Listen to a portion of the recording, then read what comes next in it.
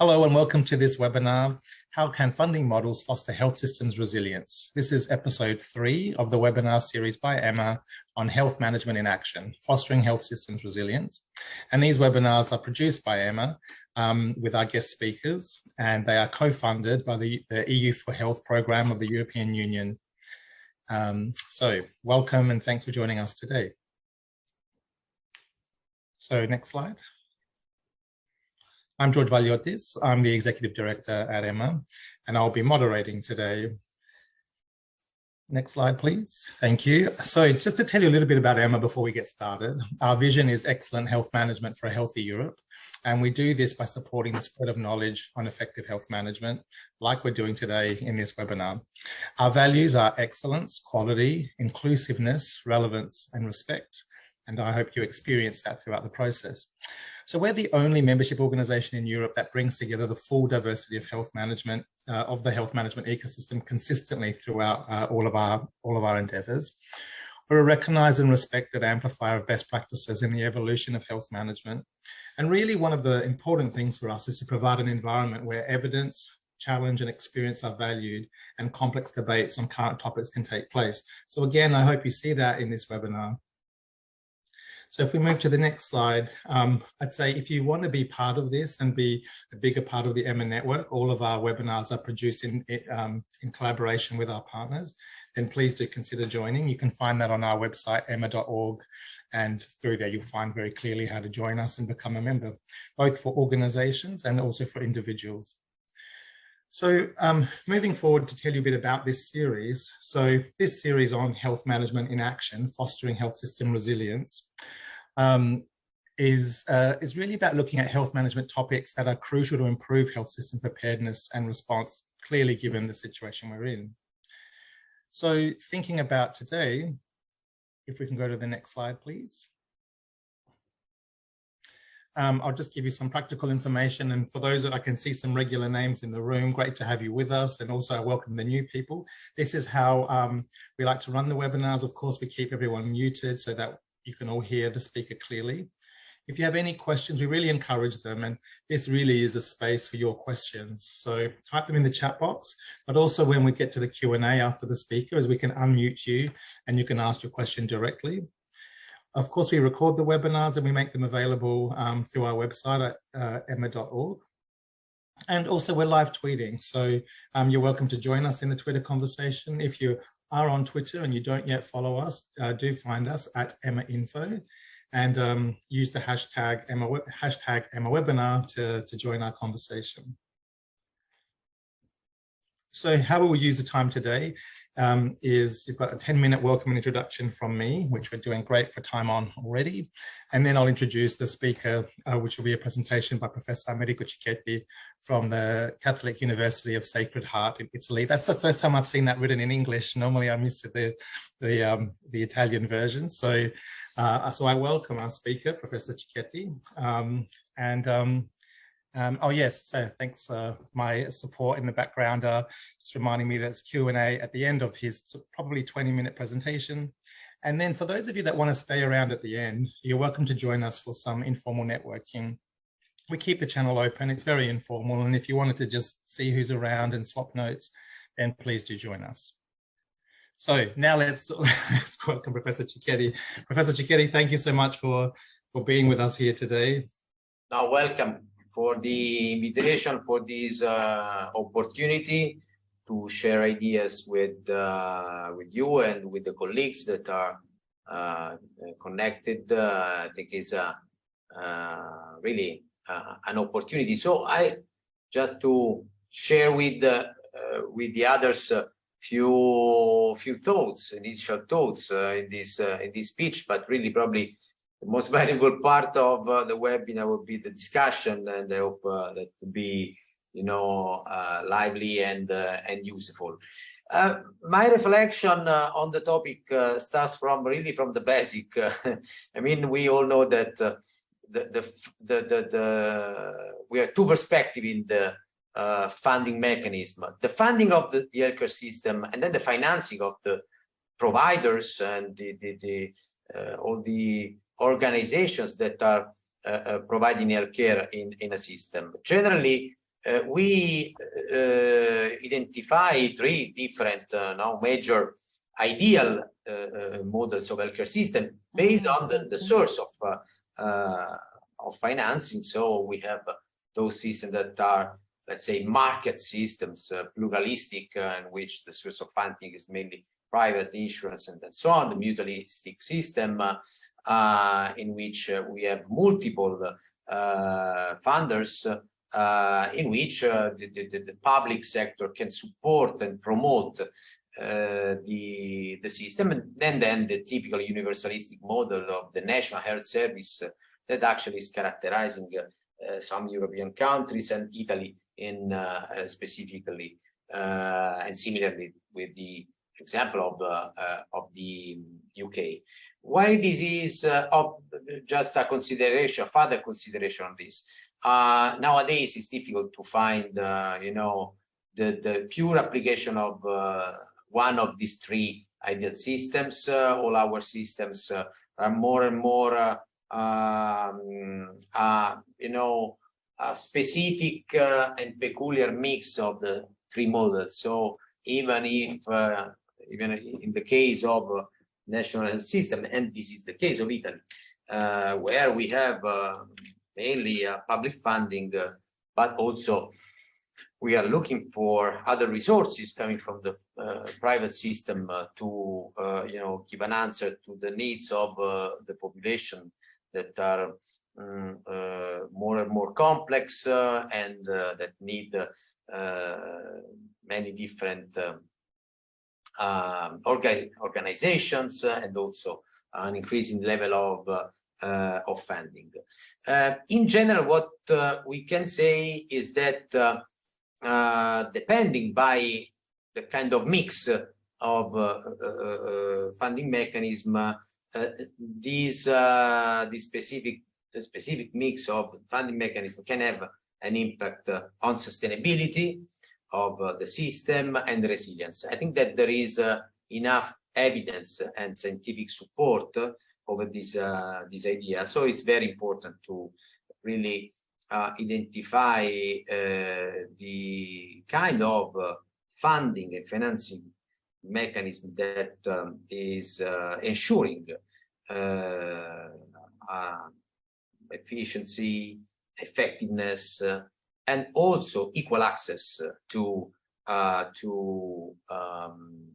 for the citizens in the healthcare delivery systems. Next, please. I try to discuss all these points taking the perspective of our specific healthcare system. So let's say we use Italy as a case study to also try to discuss in a more general manner the correlation between the financing mechanisms and the sustainability and resilience of healthcare system. Italy, there are a couple of transitions in this slide. Is a collection actually of 21 regional healthcare systems. So regions are really the center of the delivery model. They are funded using both local resources and resources made available at the national level. And actually, the role of the central government now is to identify which is the core benefit package of service that should be provided by each region. We call LEA, livelli essenziali di assistenza.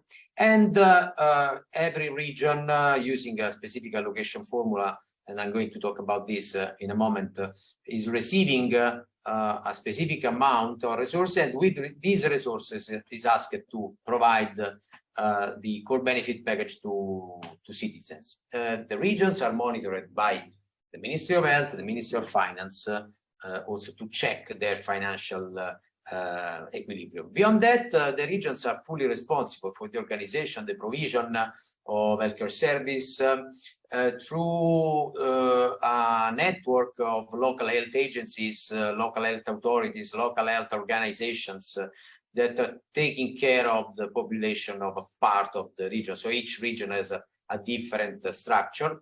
And also the private sector, profit and non-profit, is contributing to the delivery of the services through accredited hospitals and other healthcare organizations, both at the residential level, but also for the delivery of services at home, so through home care organizations. In the next slide, just very few details about the financial flows. There is also here an animation in this slide, so if we can go ahead. Actually, the source of funding is coming from the national budget, but also from part of the resources directly produced at the regional level, and also the local health authorities and the single hospital can generate its own resources through specific services. Here you can see, the financial flow. So at the central level, we know which are every year the amount of resources that the national budget can dedicate to regions, and the regions receive a part of these resources using a specific allocation formula. Next, please. There are some transitions here, and this allocation, the allocation formula that now we are using is based on the historical expenditure, especially for the hospital care. Even if all these resources will be used for any level, any setting, healthcare setting, so hospital, primary care settings, home care, and so on. The allocation formula is based on the historical expenditure of each region for hospital care, weighted by sex and age. So, of course, in this case, more regions with more elderly in the territory tend to have more resources, and as you can see here, actually, if we can go ahead with the other transitions, please.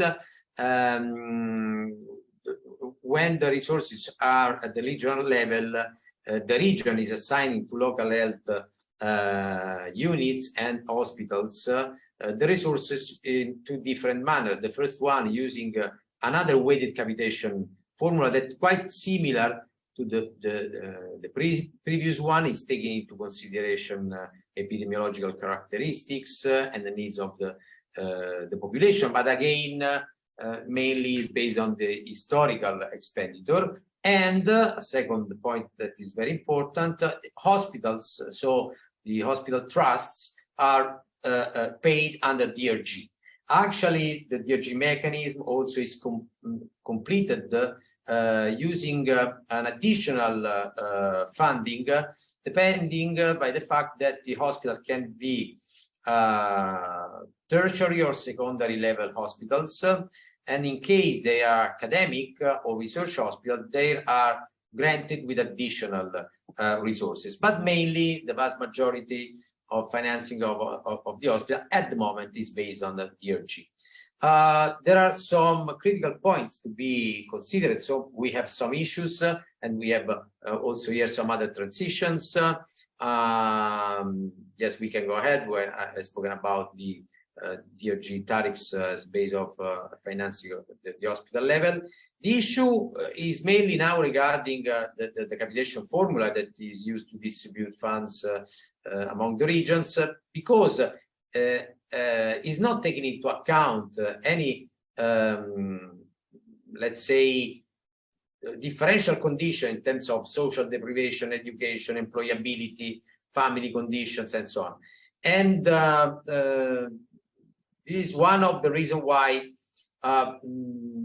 the differences that we have in terms of quality of care, in terms of ability to face the needs of the population, are so significant, mainly with the southern part of the region that is is far behind in terms of the ability of ensuring the core benefit package.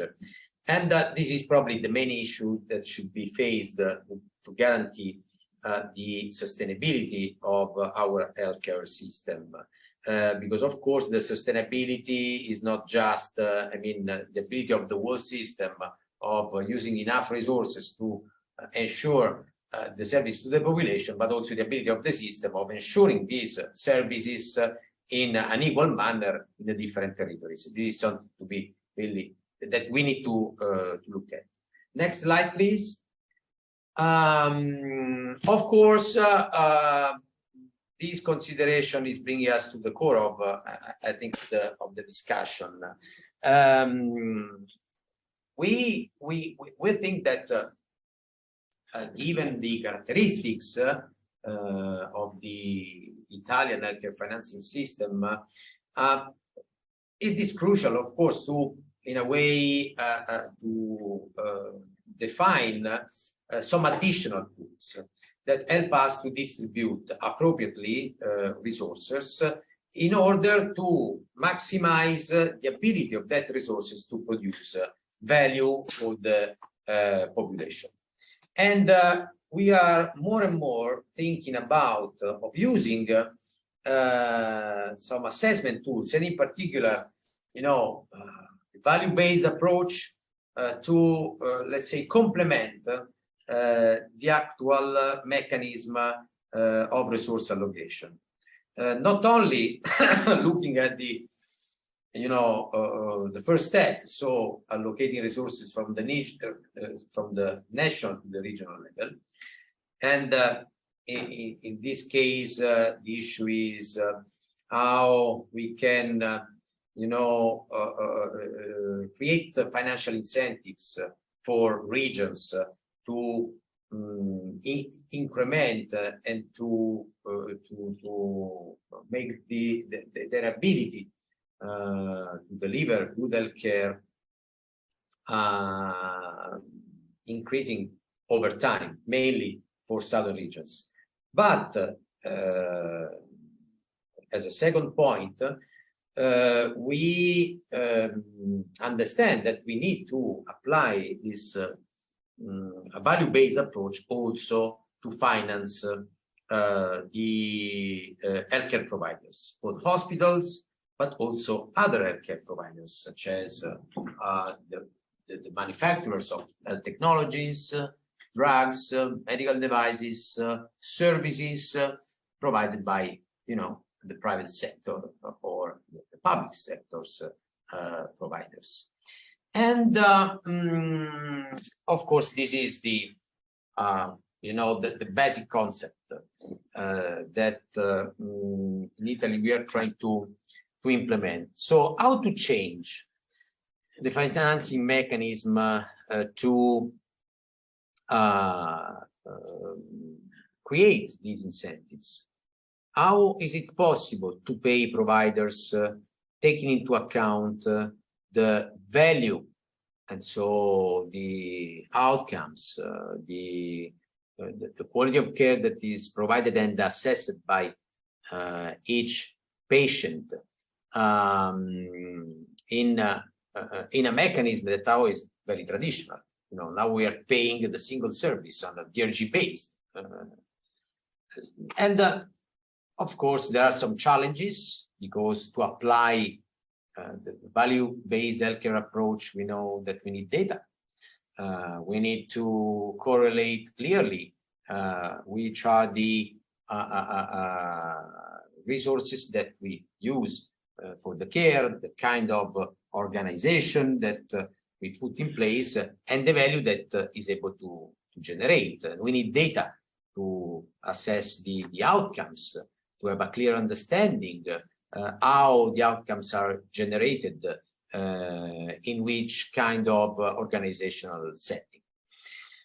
Actually, we have an experience, and I think it's a valuable experience, is related to the mechanism that we use to pay innovative drugs. As you probably know, Italy was probably the first country, at least in Europe, probably in the world, in investing in pharmaceutical registries. These registries were used to collect data regarding the outcome generated by the use of a specific innovative drug. And using this tool, we were able to apply some managed entry agreements, outcome-based agreements with the pharmaceutical companies, where the level of payment was related to the value generated in terms of outcomes. And this kind of approach has been used many times since 2005. So it's a very, very long story. And now the issue and the discussion is, how can we use a similar approach, not only to pay innovative drugs based on value, generated value, but it is possible to use this kind of approach to pay surgical procedures related to the use of specific innovative medical devices. It's possible to apply this approach to pay primary care organizations, which are the needs, which are the potentials, which are the barriers. Let's say that the discussion on this point is really, present in this moment. As you probably know, we are going to vote for a new parliament, for a new government, and this discussion is part of the political debate.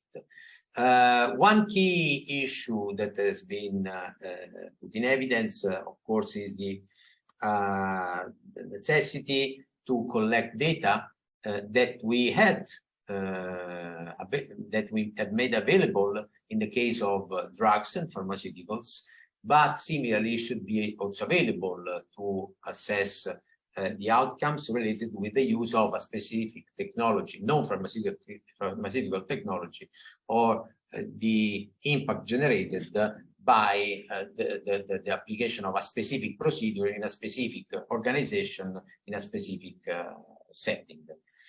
And next slide, please. Going to the last considerations. We actually analyzed the sustainability and resilience of the Italian national health system in an exercise that we have made jointly with other countries. Within this collaboration, partnership for healthcare system sustainability and resilience that has been coordinated by the London School of Economics and with the World Economic Forum.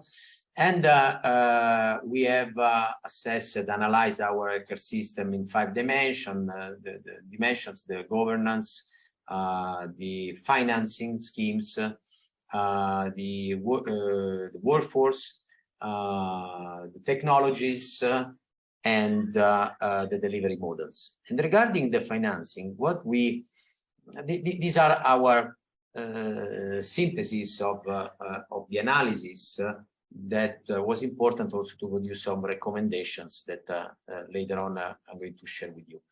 So in terms of strengths related to the sustainability of the system, we think that at the moment, the financing mechanism that we have for the allocation of resources is quite equitable.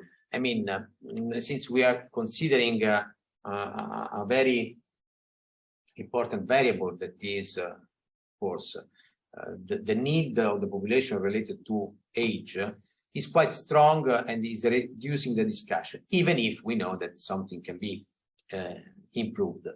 But in a way, this system has ensured over time the ability to provide to each region an equal amount of resources. The point is to understand if the starting point of the region is similar or is so different that probably some extra financing should be provided to someone, to some of the regions to increase and to rebalance their ability to produce healthcare according with the situation of other regions, mainly the northern regions. Also, in terms of resilience, our financing mechanism has been able to be, let's say, quite, let's say, quick to change, able to change, because really the typical, let's say, rigidity of the bureaucracy in this case has been overcome. And so resources has been made available very quickly to regions to face the emergency. This is quite relevant, is quite important. Anyway, we think that is something that should be translated also to other experiences. Regarding the weaknesses, in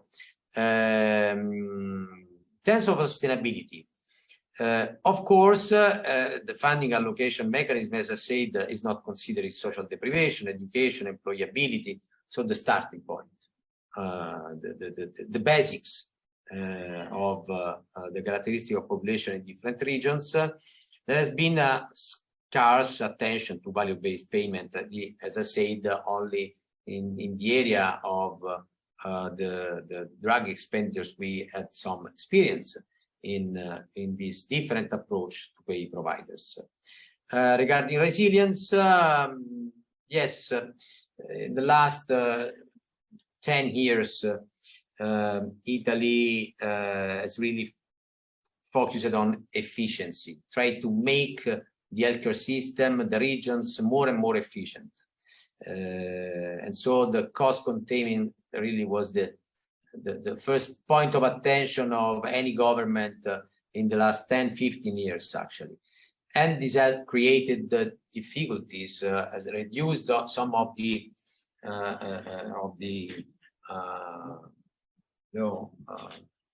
background for doing for providing good care. For example, the block of the turnover of the personnel has made the average age of healthcare professionals very, very high. And little by little, this has produced really, problems in the ability of, in particular, some regions, those regions that had financial problems, to provide the appropriate care with the appropriate level of quality and quantity, given to the inadequateness of the personnel, of the staff. We have reduced the number of hospital beds, that in particular the ICU beds, and we have understood this limitation during COVID-19 are the lowest in comparison with any other part of the west part of Europe, at least, but probably also in comparison to which is the situation in other European and non-European countries. For example, our medical devices, but also big medical equipment was quite obsolete. Now, with the new recovery plan that we are applying in these months, we are renovating the medical equipment, the installed medical equipment that really is one of the oldest of the European continent. But actually, this is still a weakness for the resilience of the system. And on the base of these evidences, we have developed just 3 main recommendations to policymakers. Next slides. The following slide, please. We are skipping one of the slides here. Okay, and these are our recommendations. in the area of the financing mechanism. How to change financing mechanism to make the Italian healthcare system sustainable over time and resilient. First, we need to enrich the fund allocation formula to take into consideration some differences that we have in the regions in terms of social deprivation, education, employability, housing conditions. If we want to, rebalance the ability of the regions to provide qualitative service to the population. Second, we need to reduce this, something that has not been discussed before, but is very important. We have about 30% of the global healthcare expenditures, in line with other countries, paid by other funds than the public ones. Okay, but differently from other countries, the vast majority of these private expenditure are out of pocket, and we know that the out of pocket payment is quite inefficient, and we have evidence that this situation is creating dramatic expenditures, and some families really can experience dramatic financial disasters, and we should not allow these problems. So the strong recommendation is to facilitate the access of the population to integrative funds, so private funds via tax incentives. This is very important to change the private part of the financing of the system from an out-of-pocket to a more intermediated approach. And finally, we were one of the first countries outside of the United States of experiencing the DRG system. We have two problems here. The first one is the tariffs has not been changed for 10 years. So the prices to which we pay the hospitals are too old. So are not, representing the actual cost model. And you can imagine how they are inappropriate, also taking into consideration of the energy crisis that we have in Europe in particular.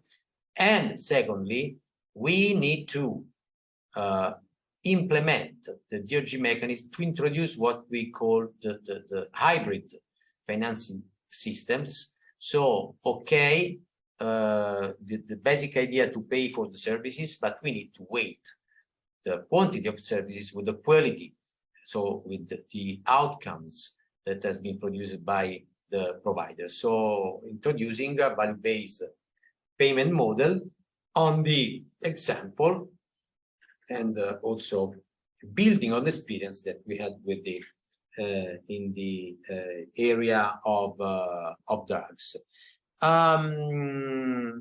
I think that of course these kind of messages are very related to the Italian context, but I hope that this discussion can be helpful also in other contexts. So thank you so much. I've finished my speech. Thanks a lot. Many thanks, Professor Cicchetti. That was absolutely fascinating, and we've received some questions already. What I'd like to do is, I have several questions of my own, but I'll start with Dr. Narahari Talua. If you'd like, I can see, Dr. Narahari Talua, that you have put your questions in the chat box, but if you want to activate your microphone and camera, you're welcome to ask your question directly. So while we wait to see if that happens,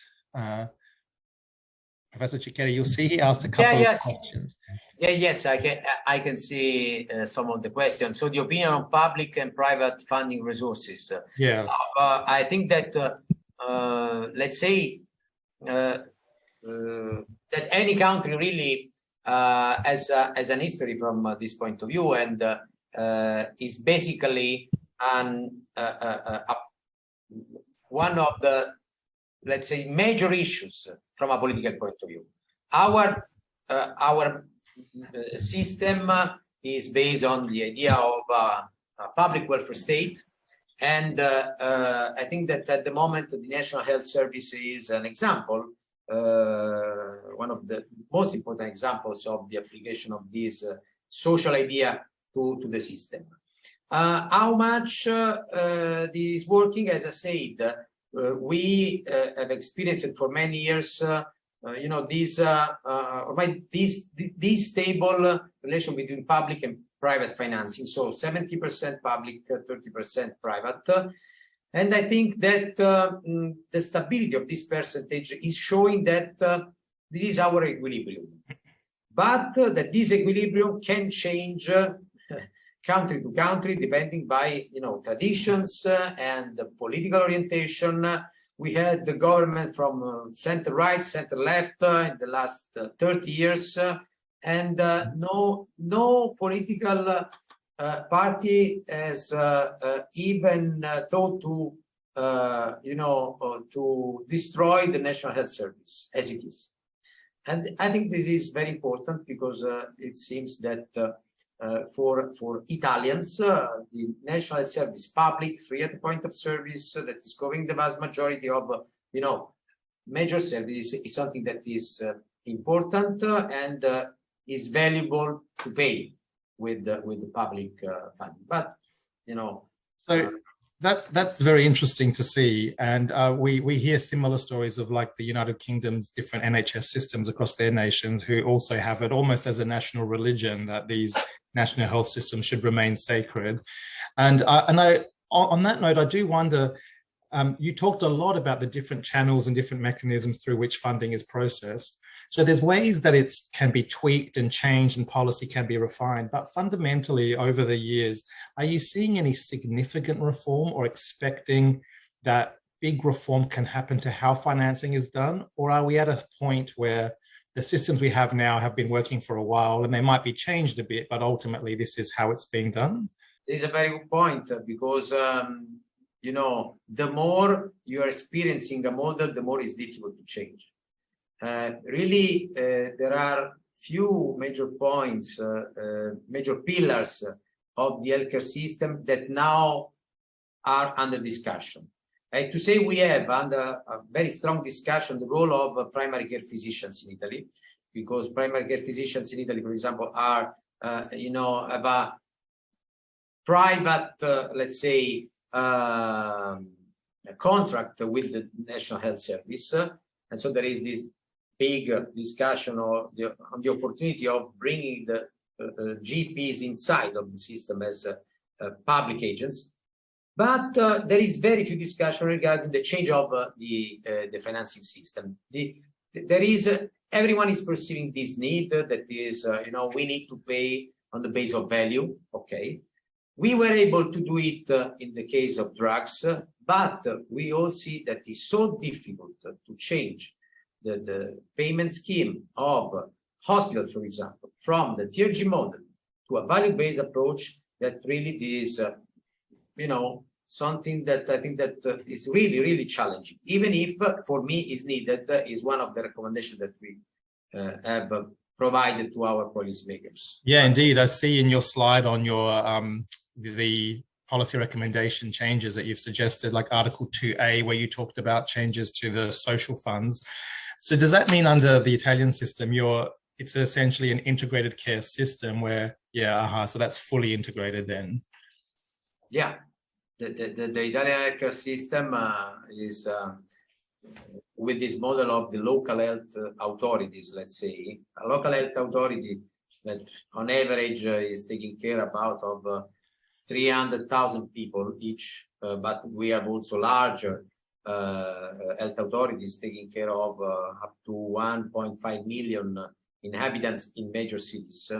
You know, they ideally are structured to provide any kind of service, from, you know, the vaccination, prevention, screenings, and then ambulatory care, primary care, ambulatory care, hospital care, rehabilitation, and so on.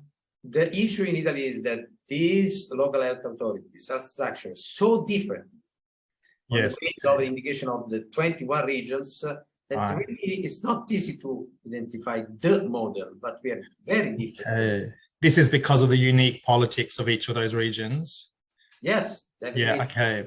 Yeah, and because of the regions are not only responsible for organizing the care, but they are responsible for the policy, for the healthcare policy. And this is something I think very peculiar, something that is happening, for example, also in Spain, similarly. But I think that the level of relevance of the politics in our regions, in comparison with the relevance of national politics, is quite peculiar for the Italian system. Okay, I have like 50 more questions for you. Let me choose carefully. So that means, just based on what we've been saying, that when you talk about health under an integrated system, housing is part of how Italy talks about health. That's wonderful to hear. You talked about also other country models. Are there other, and that they all might differ? They might, in your first slide, you showed the different types of funding, how they happen. Are there other countries that you look to that you think are interesting comparisons or inspirations, ones to learn from? Okay. Historically, the example for the Italian National Health Service has been the National Health Service in England, because in '78 our system has been designed, taken in, as an example, the NHS in England that has been established in '48, so after 30 years of experience.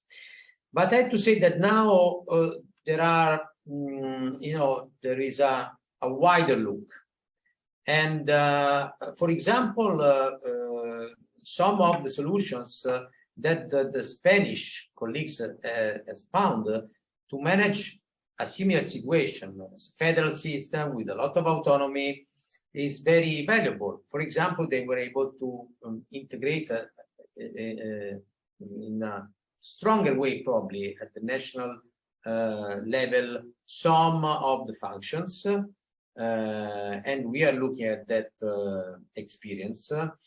But also in terms of financing, sometimes when we talk about the public-private equilibrium in terms of financing, the example from the Netherlands is interesting for us.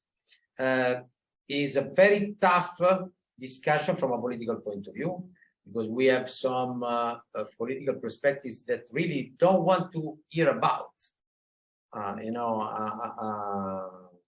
any other solution than the public funding. So the only course of action would be, we need more public funding.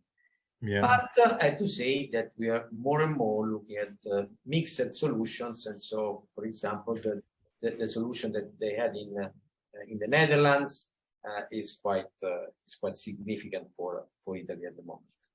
Okay, interesting. My last question for you, because we're out of time, is I know that you have a lot of expertise on health technology assessments, and what we're hearing a lot about in the evolution of the workforce is that we need to upskill and reskill health professionals, because digital tools and new tools that are coming in are really, we want them to be prepared for the future. So as we're hearing about this digital revolution that's happening, how does that revolution relate to how HTAs are being done now? Do we also expect to see a revolution in financing and the approach of HTA, or are those principles that we work to now going to serve us well as we move forward? Let's say that at the moment, as you probably know, we are involved in this recovery plan. We have some resources to be dedicated to technological innovation, in particular to digitalization.